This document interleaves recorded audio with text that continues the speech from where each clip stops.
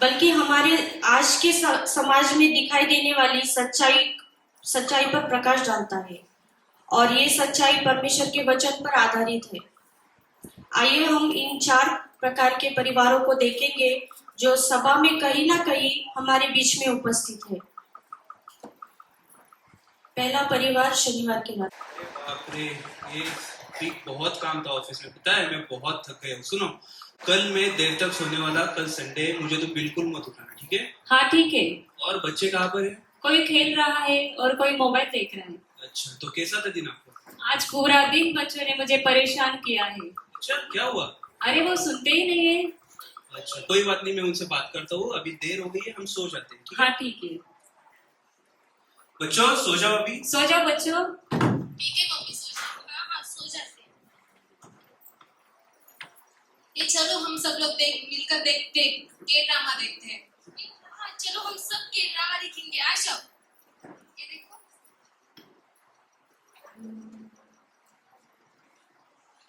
अरे सुबह के 4 बज रहे हैं, चलो अब हम सो जाते हैं। अरे हाँ हाँ चलो, बहुत देर हो चुकी है, अभी हम सो जाएंगे। रविवार की सुबह।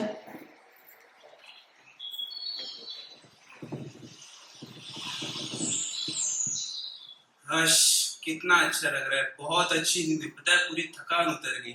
मैं क्या कहता हूँ, देखो ना कितना अच्छा मौसम है, कहीं घूमने चले? हाँ चले। तो चलो मेहमान चलते हैं ना? हाँ ठीक है चलो। तो एक काम करो, देखो अभी 10 बज गए हैं, हम 11 बजे निकलते हैं, तुम बच्चों को तैयार कर दो। हाँ ठीक है, मैं बच्चों को बता देती हूँ। चलो बच्चों, हमें घूमने जाना है, चलो जल्दी से तैयार हो जाओ।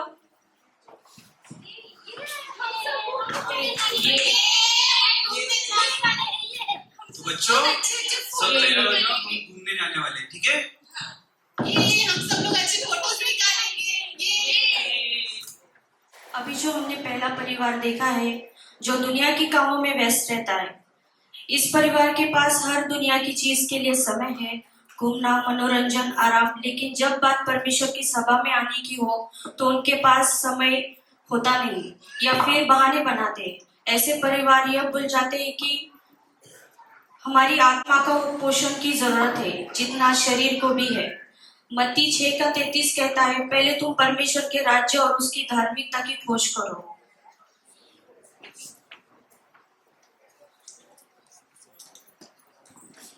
बच्चों को मेडिसिन देकर भी उनका बुखार उतरा नहीं है। चलो इनसे बोलती हूँ कि पास्टर को फोन लगाए।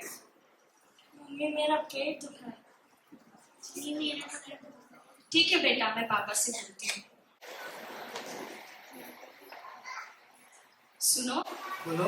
बच्चों को ठीक नहीं लग रहा है, आप पास्टर को फोन लगाइए। ठीक है, मैं पास्टर को फोन कर।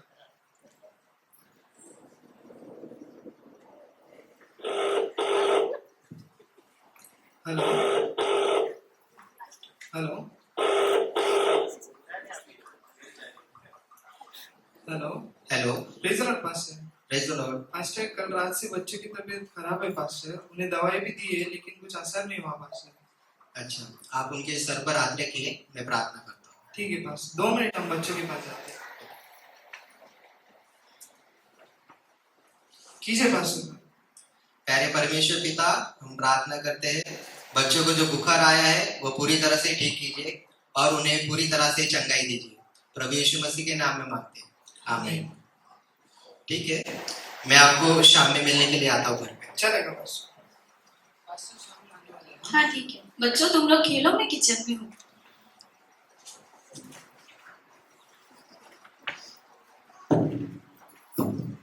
तेरे पास्टर आए हैं। हाँ, 1 मिनट। प्लीज पानी लेके आना। हाँ आई। Praise the lord pastor. Praise the lord.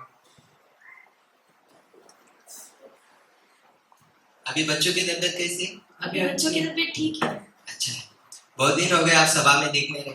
Pastor घर के बहुत काम होते हैं। और आप? बहुत काम का लोड ज्यादा हो गया, इसलिए समय नहीं मिल रहा। काम चलते रहेंगे लेकिन प्रभु के लिए समय निकालिए। तो इस रविवार सभा में मिलते हैं। चलेगा पास्टर। ठीक है पास्टर, मैं आता हूँ। हाँ बस।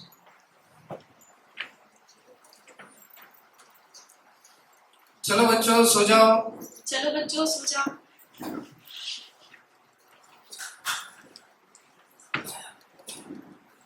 रविवार की सुबह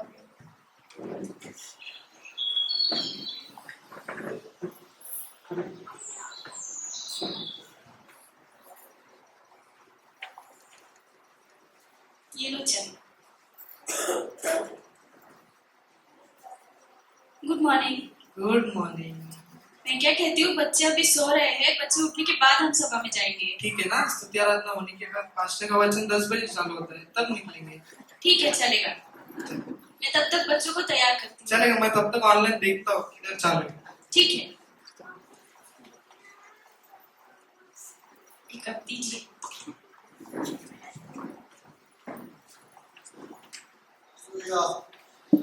सब वचन जाएंगे और अरे चलो चलो चलो, 25 वचन चालू हो गया है, जाना है। चलो बच्चों। बच्चों तुम तैयार हो गए? हाँ मम्मी। चलो हम चलते हैं। अभी जो हमने दूसरा परिवार देखा है जो सिर्फ चंगाई के समय पर ही सभा में आते हैं। यह परिवार आता है जब जरूरत होती है, जब तकलीफ होती है। प्रार्थना और सभा उनके लिए आपातकालीन सेवा बन जाती है।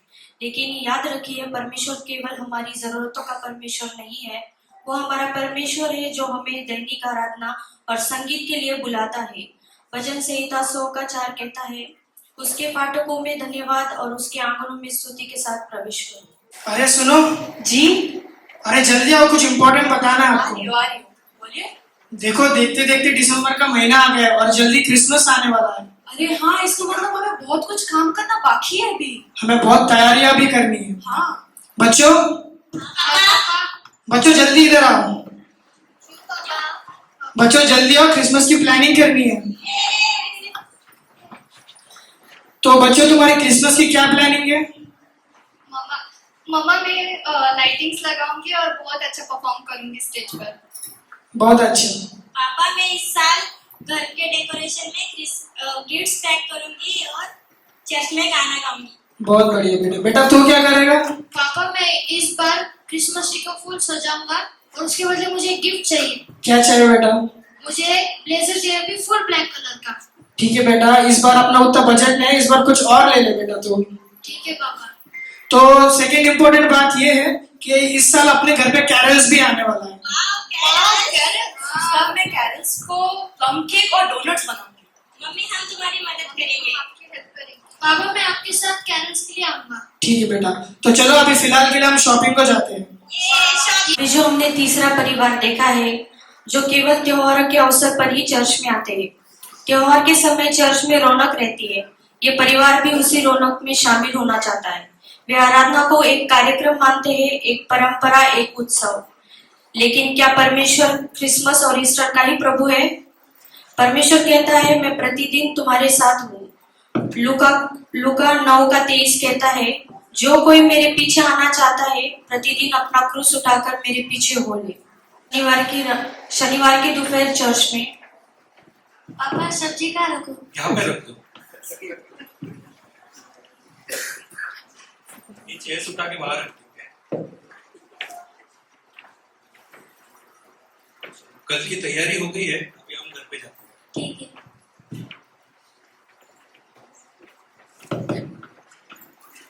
अरे आप आ गए, आ जाइए। Please Lord. बच्चे कहाँ है? है अंदर है। खाना रेडी है, मैं खाना लगा देती हूँ, आप उनसे बात कर लीजिए। ठीक है। बच्चों आ जाओ।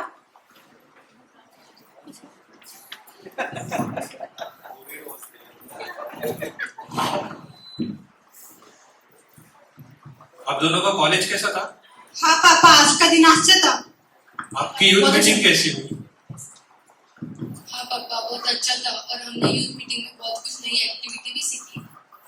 हमने न्यू एक्टिविटीज किया, बाइबल से बहुत कुछ सीखा और पवित्र आत्मा के साथ हमारा एनकाउंटर हुआ। बहुत अच्छा सफर था। पापा बहुत भूख लगी है, कल चर्च भी जाना है, तो कल बातें कर सकते हो? चलो हम अभी खाना खाते हैं और सो जाते हैं। खाना तो बहुत बढ़िया था। अभी ये बच्चों को बुला लो, हम प्रेयर करके सो जाते हैं। अच्छा ठीक है, बच्चों आ जाओ, फैमिली प्रेयर कर लेते हैं। बैठते हैं, फैमिली प्रेयर कर लेते हैं। आमीन। सबकी तैयारी हो गई है? हाँ पूछती हूँ। बच्चों रुको, कल की तैयारी हो गई तुम्हारी सबकी? ठीक है, फिर सो जाते हैं, संडे चर्च में जाने का। रविवार की सुबह बच्चे तैयार हो गए? हाँ, तैयार हो गए बच्चा, चलो लेट हो रहा चर्च को।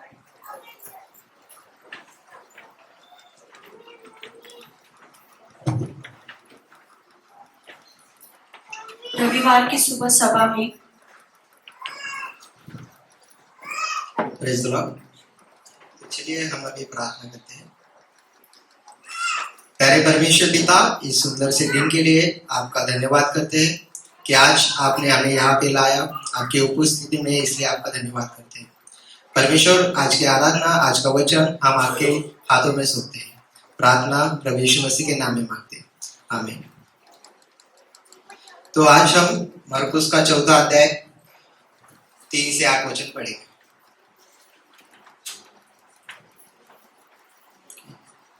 तो इस वचन में हम समझते हैं, यह भूमि यानी हमारा अंतरात्मा और बीज यानी परम प्रधान परमेश्वर का पवित्र वचन, जो परमेश्वर के दासों से परमेश्वर हमारे अंदर होता है, दासों के द्वारा। तो हम देखते हैं अभी पहली भूमि जो सड़क के किनारे गिरती है, जिसे पक्षी आके उस बीज को खा जाता है। कई बार हम वचन को पूरी तरह से ग्रहण नहीं करते हैं, और जब हम दुनिया की चीजों में व्यस्त हो जाते हैं, जब दुनिया को हम ज्यादा महत्व देते हैं, तब हमारे अंदर जो बीज है, जो हमने पूरी तरह से ग्रहण नहीं किया, तो वो दुनिया एक पक्षी के समान आकर हमारा बीज खा जाती है और हमारा बीज वहीं पे खत्म हो जाता है। और दूसरी भूमि हम देखते हैं जो पथरीली भूमि है, जिससे पेड़ तो आता है लेकिन वो ज्यादा बड़ा हो नहीं सकता। कई बार हम देखते हैं कि हम वचन को पूरी तरह से ग्रहण करते हैं, लेकिन हम जब हमारे जीवन में कुछ समस्या, कुछ सुख दुख आता है, तब हमारा विश्वास डगमगा जाता है। विश्वास यानी मिट्टी, जो वचन का पेड़ हमारे अंदर आया है, तो हमारे अंदर विश्वास न होने के कारण वो पेड़ मुरझा जाता है और हम वहीं पे खत्म हो जाते हैं। और तीसरी भूमि हम देखते हैं जो कांटों के अंदर बीज गिरता है। कई बार संगति 2 प्रकार की होती है, एक अच्छी संगति, बुरी संगति। हम वचन को ग्रहण करते हैं, और जब हम हमारी बाहरी दुनिया, जब हमारे दोस्तों के साथ में जाते हैं, तब जो बुरी संगति होती है, तो बुरी संगति उन कांटों के समान हमारे फलों को दबा देती है, क्योंकि संगति का असर हमारे अंदर दिखाई देता है। जब संगति का असर हमारे ऊपर होने लगता है, तब जो फल आने वाला था, वो फल उस संगति के कारण दब जाता है और हमारी उन्नति वहीं पे रुक जाती है। तो हमें जरूरी है कि हमारी संगति ऐसी हो जो हमें उन्नति की ओर ले जाए, ना कि हमें वहीं पे दबा दे। चौथी भूमि हम देखते हैं जो अच्छी भूमि है, जिसमें 30 गुना, 60 गुना, यहाँ तक कि 100 गुना फल आता है, वो आशीषित भूमि है। तो ये भूमि तब होती है जब हम हमारे जीवन में परमेश्वर को प्रथम स्थान देते हैं, परमेश्वर का भय हमारे जीवन में रहता है, परमेश्वर का पवित्र वचन हम पूरी तरह से ग्रहण करते हैं, उसके ऊपर मनन करते हैं, उसके ऊपर हम चलते हैं, तब परमेश्वर की कृपा हमारे जीवन में दिखाई देती है, परमेश्वर के फल हमारे जीवन में दिखाई देते हैं। और ये फल खाली हमारे जीवन में नहीं, तो हमारे आने वाली पीढ़ी के जीवन में, उनके आने वाली पीढ़ी के जीवन में वो फल दिखाई देते हैं। आज परमेश्वर ने ये मौका हमें दिया है कि हम अपने अंदर झांक के देखें कि हमारे अंदर वो फल है क्या, हमारे अंदर कुछ कमतरता है क्या। अगर हमारे अंदर कुछ कमतरता है, तो हम पश्चाताप करके पवित्र आत्मा को पूरी तरह से समर्पित होकर उससे मदद मांगेंगे, क्योंकि पवित्र आत्मा हमें मदद करता है। परमेश्वर अनुग्रहकारी परमेश्वर है, इसलिए वो हमारे ऊपर अनुग्रह करेगा। ठीक है, हम प्रार्थना में जाते हैं। प्यारे परमेश्वर पिता, हम धन्यवाद करते हैं इस समय के लिए कि आपने ये मौका दिया कि हम अपने आप को जांचें। परमेश्वर, हमारे अंदर जो कुछ कमी है, आप उसे भर दीजिए, आपका अनुग्रह हमारे ऊपर कीजिए, आपके आशीष से हमारी भूमि आशीषित कीजिए और हमें आपके पवित्र आत्मा के फल से भर दीजिए। प्रभु यीशु मसीह के नाम में मांगते हैं, आमीन। Praise the lord. अभी जो हमने लास्ट में चौथा परिवार देखा है, जो परिवार सक्रिय है और सभा में हर किसी काम में उनका योगदान है। यह परिवार उदाहरण है एक सच्चे मसीह के जीवन का। चाहे प्रभु के कार्यों को प्रभावित प्राथमिकता दी जाती है, चाहे तैयारी हो, प्रार्थना हो या सेवा, वे सब कुछ समय पर करते हैं। यह वही परिवार है जो कहता है, मैं और मेरा घराना यहोवा की सेवा करेंगे। आज ऐसे परिवार की जरूरत है जो सिर्फ बोलने में नहीं लेकिन करके दिखाए। आज हमने इन 4 परिवारों को देखा। अभी यह सवाल सभी के सामने है, हम कौन सा परिवार है? हाँ, कि हम खुद जिम्मेदार है हर चीज के लिए। तो ये 4 परिवारों से भी हमने सीखा कि हमारी जिम्मेदारी खुद की क्या है। अलग अलग इसमें फैमिली दिखाई गई है। जो एक फैमिली है जो प्रभु में समर्पित है, दूसरी फैमिली जो केवल चंगाई के लिए चर्च में आती है, तीसरी फैमिली जो परमेश्वर के वचन को, सभा को महत्व नहीं देती है।